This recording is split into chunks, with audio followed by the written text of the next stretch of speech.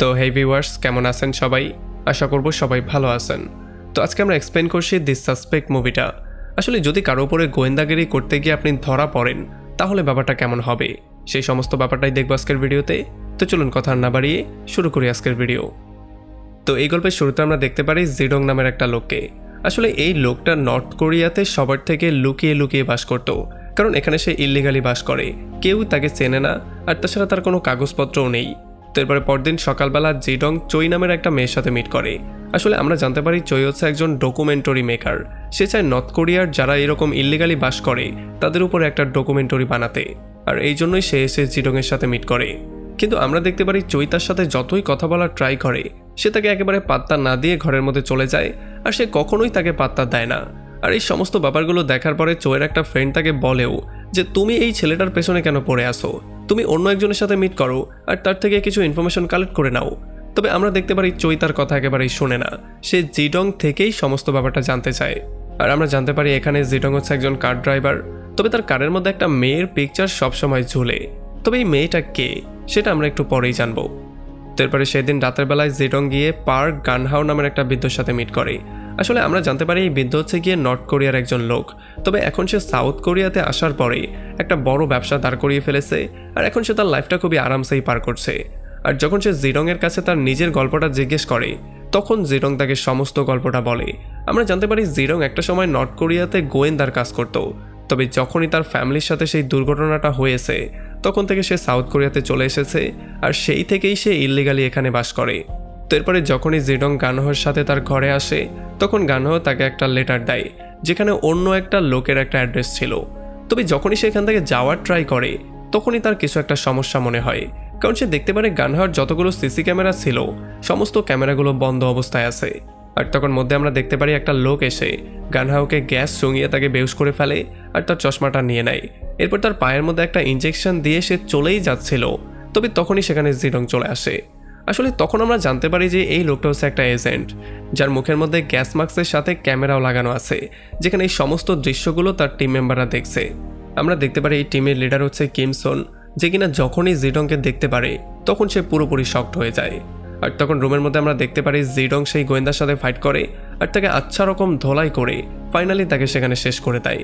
আর তখন এদিকে বৃদ্ধও মৃত্যুর দ্বার প্রান্তে ছিল, সে শেষ নিঃশ্বাসগুলো নিচ্ছিল। তবে শেষ নিঃশ্বাস নেয়ার আগে সে জিডংকে তার চশমাটা দিয়ে বলে যে আমার এই চশমাটা খুবই মূল্যবান, এটা যাতে কারো হাতে না পড়ে, তুমি এটাকে মাটির নিচে পুঁতে দিও। এখন এই স্পাই টিম জিডংকে ফাঁসিয়ে দেওয়ার জন্য এখানে কিছু পুলিশ পাঠিয়ে দেয়। আর যখনই পুলিশ এসে জিডংকে অ্যারেস্ট করার ট্রাই করে, তখন জিডং এই ব্যাপারটা বুঝতে পারে যে তাদেরকে স্পাই টিমই পাঠিয়েছে, এই জন্য সে তাদেরকে ধোঁকা দিয়ে সেখান থেকে পালিয়ে যায়। আসলে আমরা জানতে পারি এই পুলিশও স্পাই টিমের জন্য কাজ করে। আর যখন জিডং পালিয়ে যায় আর এই খবরটা স্পাই টিম পেয়ে যায়, তখন স্পাই টিমের লিডার কিম জিডং এর পিকচারটা দেখার পরে একটু মুচকি হাসে। আমরা বুঝতে পারি সে কোনো একটা প্ল্যানিং করছে, আর এরপরেই সে সেই বৃদ্ধর ঘরে গিয়ে সমস্ত কর্মচারীকে খুন করে। আর তখন আমরা জানতে পারি সাউথ কোরিয়ার গোয়েন্দাদের প্রধানই হচ্ছে গিয়ে কিম। আসলে কিম এখন জিডংকে ফাঁসিয়ে দেওয়ার জন্য হু নামের একটা মিলিটারি অফিসারকে কল দেয়, আর তাকে যে কোনো মূল্যে জিডংকে খুঁজে বের করতে বলে। আর এরপরে কিম ঘটনাস্থলে এসে সবাইকে বিশ্বাস দেওয়ানোর ট্রাই করে যে এই সমস্ত কাজটা জিডংই করেছে। তবে যারা আগে জিডংকে বিশ্বাস করত তারা কোনোভাবে এটাকে মানতে চায় না, তবে কিম বারবার করে তাদেরকে এটা বলেই যাচ্ছিল। আর তখনই আমরা দেখতে পারি জিডং এর মোবাইলে একটা কল আসে, যে কিনা বারবার করে জিডং এর লোকেশনটা জিজ্ঞেস করছিল। আর এই ব্যাপারটা শোনার পরে জিডং ক্লিয়ারলি বুঝতে পারে যে কি হচ্ছে। আর তখন বাইরেই আমরা দেখতে পারি সাউথ কোরিয়ান গোয়েন্দারা জিডং এর লোকেশন খুঁজে বের করার ট্রাই করছে। তবে যতক্ষণে তারা তার ঘরটা খুঁজে বের করে, ততক্ষণে জিডং সেখান থেকে বেরিয়ে চলে আসে, আর সে সরাসরি গিয়ে চোয়ের কারের মধ্যে বসে পড়ে। আর এরপর একটা মিটিংয়ে কিম তাদের সবাইকে বলে যে গানহোকে কালকে খুন করা হয়েছে, আর এই খুনটা করেছে নর্থ কোরিয়ার একটা গোয়েন্দা জিডং। আসলে আমরা জানতে পারি এই মিটিংয়ের প্রধান হিসেবে গানহো আজকে জয়েন করত, যেখানে কিনা নর্থ কোরিয়া আর সাউথ কোরিয়ার মধ্যে সম্পর্ক নিয়ে একটা কথাবার্তা হওয়ার কথা ছিল, আর এই জন্যই কিম তাকে খুন করিয়েছে। আর এই জন্য কিম কর্নেল মিনসিকে জিডংকে মারার পারমিশন দিয়ে দেয়, যাতে করে যেই কোনো জায়গায় সে তাকে পায় সেখানেই তাকে মেরে ফেলতে পারে। আর তখন এদিকে আমরা দেখতে পারি জিডং চোয়ের সাথে চোয়ের কারের মধ্যে ছিল, আর চোই তাকে দেখার পরে খুবই হ্যাপি ছিল, কারণ তার মনে হচ্ছিল জিডং তাকে তার গল্পটা বলবে আর সে এটাকে রেকর্ড করে টিভিতে প্লে করবে। আসলে আমরা জানতে পারি সে যেই ডকুমেন্টারিটা বানাবে সেটার নাম ছিল দ্য হোপ টু ডিফেক্টর। তবে যেহেতু কালকে গানহাওকে খুন করা হয়েছে, এই জন্য এই খবরটা পুরো মিডিয়াতে ছড়িয়ে পড়ে, সমস্ত জায়গায় এইটাই দেখানো হচ্ছে। আর এই জন্য জিডং চোয়ের কাঠ থেকে পালিয়ে যায়, কারণ সেটা খুব ভালো করেই জানতো যে এই খুনের দায় তার উপরেই চাপানো হবে, আর যদি সে চোয়ের সাথে থাকে তাহলে চোয়ের জীবনটাও ঝুঁকির মধ্যে পড়তে পারে। আর তখন এদিকে অফিসের মধ্যে আমরা কিম আর মিনসিকে দেখতে পারি। এখানে মিনসি কিমকে জিজ্ঞেস করে যে জিডং যে ইল্লিগালি বাস করতো সেই ব্যাপারটা আমাকে কেন বলা হয়নি। আর তাছাড়া আমি শুনলাম সেই বিদ্যুৎ সমস্ত কর্মচারীকেও মেরে ফেলা হয়েছে, তাদেরকে নাকি গান দিয়ে শ্যুট করে মারা হয়েছে, আর এই সমস্ত কাজগুলো নাকি জিডংই করেছে। তবে আমি তো তাকে খুব ভালো করেই জানি, সে তো গান দিয়ে কাউকে কখনোই খুন করে না। সে তো এত ভালো একজন গোয়েন্দা, তার তো কাউকে মারতে কোনো অস্ত্রেরই দরকার পড়ে না, তার মানে সেই কাজটা করেনি। তবে তখন কিম একটু রাগ করে তাকে বলে যে তোমার কাজ হচ্ছে জিডংকে ধরে আনা, যেখানে এই জুনিয়র ক্যাপ্টেন তোমাকে সাহায্য করবে, এর বাইরে একটা কোয়েশ্চেনও তুমি আমাকে করবে না। আর এরপরে জুনিয়র ক্যাপ্টেন তাদের সবাইকে জিডং সম্পর্কে সমস্ত তথ্যগুলো দেয়। সে বলে যে জিডং এমন একটা আর্মি ক্যাম্প থেকে ট্রেনিং নিয়েছে যেটা কিনা দেশের সবচেয়ে ভয়ঙ্কর আর্মি ক্যাম্প, কারণ সেখানে সোলজারদেরকে ফিজিক্যাল আর মেন্টাল দুইভাবেই ট্রেনিং করা হয়। আর এই জন্য জিডং এতটাই স্ট্রং হয়ে গিয়েছে, তাকে বলা হতো নর্থ কোরিয়ার সবচেয়ে সেরা স্পাই। আর তখন এদিকে আমরা দেখতে পারি জিডং মানুষের মধ্য দিয়ে হাঁটছে। আসলে সে ভিড়ের মধ্যে এই জন্য আছে যাতে করে কেউ তাকে খুঁজে বের করতে না পারে, আর তাকে সেই বৃদ্ধ যেই লেটারটা দিয়েছিল সেই ঠিকানায় সে যাওয়ার ট্রাই করছে। আর তখন এদিকে মেন্সে বলে যে জিডংকে কে সাহায্য করছে তার খবরটা আমাদের বের করা দরকার। আর তারা তার মোবাইলটা ট্র্যাক করে বেরও করে ফেলে যে কিছুক্ষণ আগে জিডং চোই আর তার পার্টনারের সঙ্গে ছিল। আর এরপর যখন তারা চোই আর তার ক্যামেরাম্যানকে ধরতে বেরিয়ে পড়ে, তার পরের সিনেই আমরা দেখতে পারি তারা দুজন তার সামনে বসে আছে। আসলে এখানে তাদেরকে এনে ইন্টারোগেশন রুমের মধ্যে সমস্ত ব্যাপারগুলো সম্পর্কে জিজ্ঞেস করা হচ্ছে। যদিও চোই প্রথমে কিছু বলছিল না, তবে যখন সে শুনতে পারে একটা মানুষকে সে খুন করেছে তখন সে পুরোপুরি শকড হয়ে যায়। আর তখন এদিকে কিম একটা গোয়েন্দাকে ডেকে জিডংয়ের থেকে সেই গ্লাসগুলো নিয়ে আসতে বলে আর যে কোনো মূল্যে তাকে শেষ করে দিতে বলে। তবে তখন এই স্পাই বলে যে জিডংয়ের ঘরের মধ্যে সার্চ করার পরে আমরা একটা লেটার পেয়েছি যেখানে লিগং নামের একটা লোকের অ্যাড্রেস দেয়া আছে। আর সেই লোকের অ্যাড্রেসে গিয়ে আমরা জানতে পেরেছি সে একটা সময় নর্থ কোরিয়াতে বাস করত, তবে এখন সে সাউথ কোরিয়াতে চলে এসেছে। আর এগুলো শোনার পরে কিম বলে আচ্ছা ঠিক আছে, তাহলে তার উপরেও একটু নজরদারি করো। আসলে আমরা জানতে পারি কিম শুরু থেকেই সেই গ্লাসগুলো চায় যেগুলো কিনা সেই বৃদ্ধর কাছে ছিল, এই জন্য সে বৃদ্ধকে খুন করেছিল। আর এখন যেহেতু সেগুলো ডিগং নিয়ে গিয়েছে এই জন্য সে তাকে মেরে সেগুলো আনতে চায়। আর তখন এদিকে আমরা দেখতে পারি জিডং ফোন বুথে গিয়ে কাউকে কল দেয়, তবে মিনসে তার কলটাকে ট্র্যাক করে ফেলে আর সেও সমস্ত ব্যাপারগুলো শোনা শুরু করে। এখানে জিডং বলে যে অনেক দিন পরে তোমার সাথে কথাবার্তা বলছি। আর যখন মিনসে তার গলাটা শুনতে পারে তখন সে মনে করে হংকংয়ের মিশন সম্পর্কে। আসলে হংকংয়ের মিশনে যখন তার টিম জিডংয়ের সাথে ফেস করেছিল তখন জিডং তার টিমের সমস্ত মেম্বারকে খুন করেছিল। যদিও সে মিনসেকেও মেরে ফেলতো, তবে সে তার ওয়াইফ আর বাচ্চার জন্য তাকে ছেড়ে দিয়েছিল। তো এরপরে জিডং মিনসেকে বলে আমি সেই বৃদ্ধকে খুন করিনি, তবে মিনসে তার কোনো কথাই বিশ্বাস করতে চায় না। এই জন্য জিডং তাকে সেই চশমা আর সেই খুনি সম্পর্কেও বলে। সে বলে যে এই সমস্ত ব্যাপারগুলোর পেছনে যারই হাত আছে তাকে খুঁজে বের করার সঙ্গে সঙ্গেই আমি নিজেকে স্যারেন্ডার করে দিব, তবে ততক্ষণ পর্যন্ত কিলারকে খুঁজে বের করতে তুমি আমাকে সাহায্য করো। আর তখন এদিকে চৈ তাদের সবাইকে বলে দেয় যে জিডং একটা মিশনের মধ্যে আছে, সে সেই সমস্ত মানুষজনকে খুন করতে চায় যারা তার ওয়াইফ আর বাচ্চাকে খুন করেছিল। আর তখন এদিকে আমরা জিডংকে দেখতে পারি লি কুয়াংয়ের ঘরের মধ্যে, আর সে তাকে জিজ্ঞেস করে যে তুই আমার ফ্যামিলিকে কেন খুন করেছিলি। আসলে তখন আমরা জানতে পারি যে হংকংয়ের মিশনটাকে জিডং ছেড়ে দিয়েছিল, আর এই জন্য তাকে দেশদ্রোহী হিসেবে ঘোষণা দিয়ে তার পুরো ফ্যামিলিকে খুন করার অর্ডার দেওয়া হয়েছিল। আর এই লি কুয়াংই হচ্ছে গিয়ে সেই লোক যে কিনা তার ফ্যামিলিকে খুন করার কাজটা করেছিল। আর এগুলো শোনার পরে লি কুয়াং তার হাতে কিছু লেখে বলতেই যাচ্ছিল, তবে তখনই এখানে একটা গুলি চলে আসে। আসলে এই গুলিটা করেছে কিমের একটা স্নাইপার, আর এই জন্য ডিগং সেখান থেকে দৌড়ে পালিয়ে চলে আসে, আর লি কুয়াংও তার ওয়াইফকে নিয়ে দ্রুত পালিয়ে চলে যায়। আর যখন সে দেখতে পারে সে তার ওয়াইফকে নিয়ে পালিয়ে যাচ্ছে তখন সেও তাকে ফলো করা শুরু করে। তবে এই সমস্ত ব্যাপারগুলো সম্পর্কে মিনসেও জেনে যায়, আর এই জন্য মিনসেও দ্রুত তার সমস্ত লোকজনকে জিডংয়ের পেছনে লাগিয়ে দেয়। আর এদিকে লি কুয়াংয়ের ফোনটা ছিল জিডংয়ের কাছে, আর যখনই সেই ফোনে একটা ফোন আসে আর জিডং ফোনটা রিসিভ করে তখন সে দেখতে পারে এটা হচ্ছে গিয়ে সেই স্নাইপারের নাম্বার যেই স্নাইপার একটু আগে শ্যুট করেছে, আর সেই স্নাইপার তার সামনেই ছিল। আর তখন আমরা জানতে পারি এই স্নাইপার আর লি কুয়াং আসলে মিলিত, আর এই স্নাইপারও একটা সময় নর্থ কোরিয়ার জন্যই কাজ করত, তবে এখন সে সাউথ কোরিয়াতে এসে সাউথ কোরিয়ার এজেন্সিতে জয়েন করে নিয়েছে। এখন সে সাউথ কোরিয়ার স্নাইপার টিমের একজন মেম্বার। আর এই জন্য জিডং এই ব্যাপারটা বুঝতে পেরে তাকে আচ্ছা রকম একটা ধোলাই করে তাকে সেখানে শেষ করে দেয়। আর যতক্ষণে মিনসের লোকজন সেখানে এসে পৌঁছায় ততক্ষণে তারা জানতে পারে এইটা তাদের টিমেরই একজন মেম্বার ছিল তবে সে তাদের ওয়ার্ডার না নিয়েই কাজ করছিল। সে নিজের মন মতোই জিডংকে মারতে চেয়েছিল।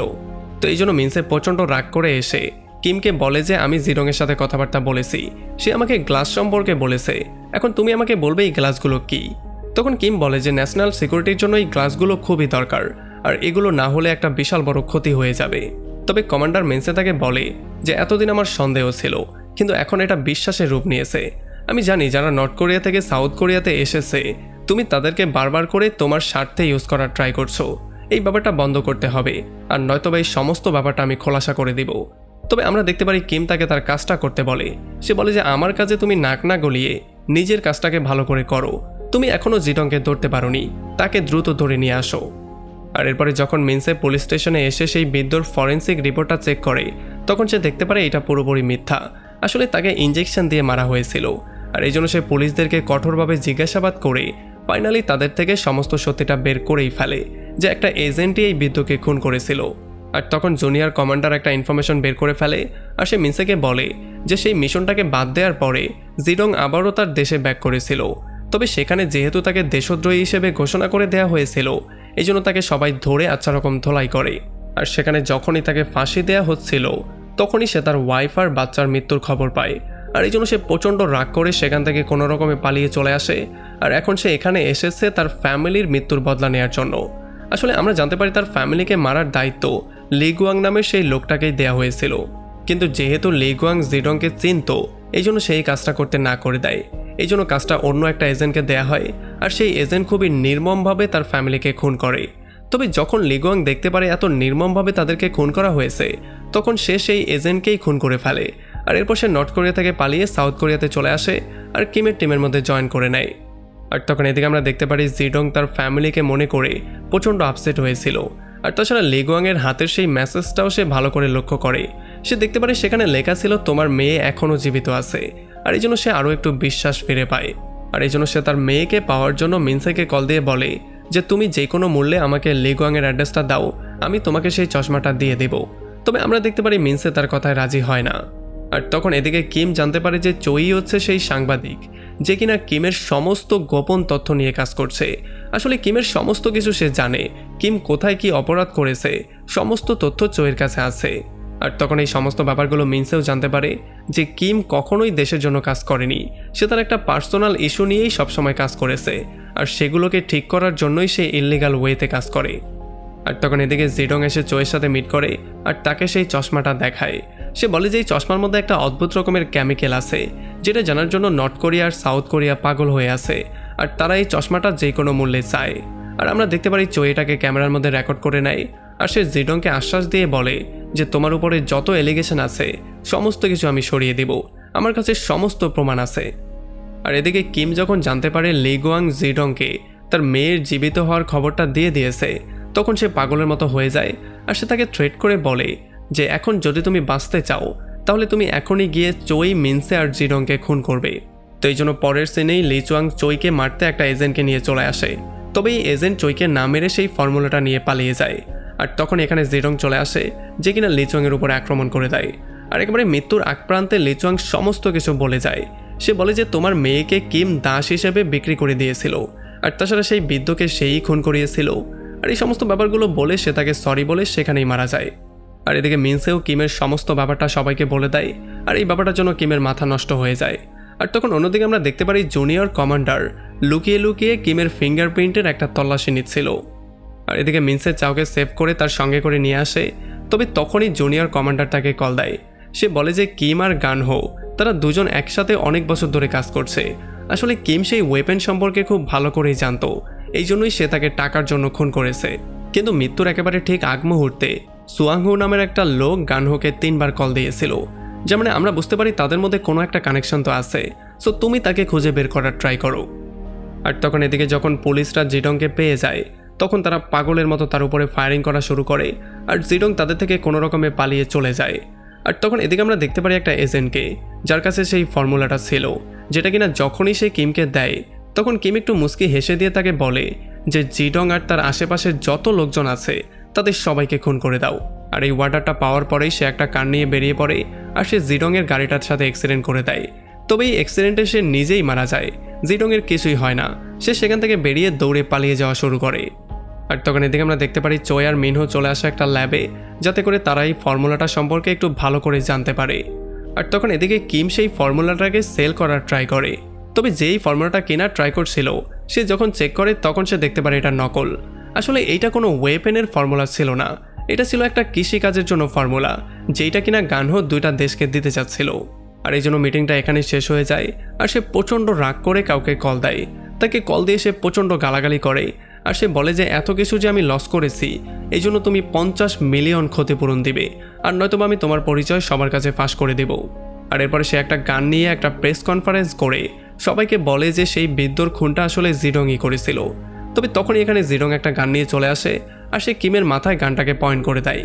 আর এখানে সে কিমের কাছে তার মেয়ে সম্পর্কে জিজ্ঞেস করে, তবে সে তাকে কিছুই বলছিল না। তবে তখন এখানে মিনসেও চলে আসে, যে কিনা কিমের উপরে আক্রমণ করে দেয়। আর তাদের মধ্যে যখন মারামারি হচ্ছিল তখন কিম ফাইনালি তাকে মেরে তার উপরে গান দিয়ে শ্যুট করতে যাচ্ছিলই, তবে তখনই তার সামনে চই চলে আসে। আসলে কিম চইকে স্ক্রিনে দেখতে পারে যে এখানে চই তার সমস্ত তথ্যগুলো ফাঁস করে দিয়েছে। এখন সবাই জানে যে কিম কে, আর আসল খুনি যে কিম, এই ব্যাপারটাও সবাই জেনে গিয়েছে। আর এরপরে ফাইনালি শেষবারের মতো যখন জিডং কিমের কাছে তার মেয়ে সম্পর্কে জিজ্ঞেস করে, তখন সে বলে যে তোমার মেয়ে তো মারা গিয়েছে। আর এটা শোনার পরে মিনসে জিডংকে একটা গান দেয়, আর জিডং সেই গান দিয়েই কিমকে সেখানে শ্যুট করে মেরে ফেলে। আর এরপর সে নিজেকে স্যারেন্ডারও করে দেয়। আর তখন জুনিয়র ক্যাপ্টেন গাড়ির কাছে এসে মিনসেকে একটা লেটার দেয়, যেটার মধ্যে জিডংয়ের মেয়ের অ্যাড্রেস ছিল। আর এই লেটারটা মিনসে জিডংকে দিয়েও দেয়। আর এর পরের সিনে আমরা দেখতে পারি জিডং চলে আসে চীনে। এখানে বাচ্চাদেরকে দিয়ে কঠোর পরিশ্রম করানো হচ্ছিল। আর যখন জিডং তার মেয়েকে দেখতে পারে তখন সে তাকে চিনতে পারে, আর তার মেয়েও তাকে দেখার পরে জড়িয়ে ধরে। আর এমন একটা পয়েন্টে এই পুরো মুভিটা এখানে শেষ হয়ে যায়। তো আমাকে কমেন্ট করে জানান কেমন লাগলো ভিডিও। যদি ভালো লাগে তাহলে অবশ্যই একটা লাইক করবেন, আর যদি এখনও আমাদের চ্যানেলটা সাবস্ক্রাইব করে না থাকেন তাহলে প্লিজ করে ফেলুন। তো আমাদের দেখা হবে অন্য কোনো ভিডিওতে অন্য কোনো একদিন। Till then, take care.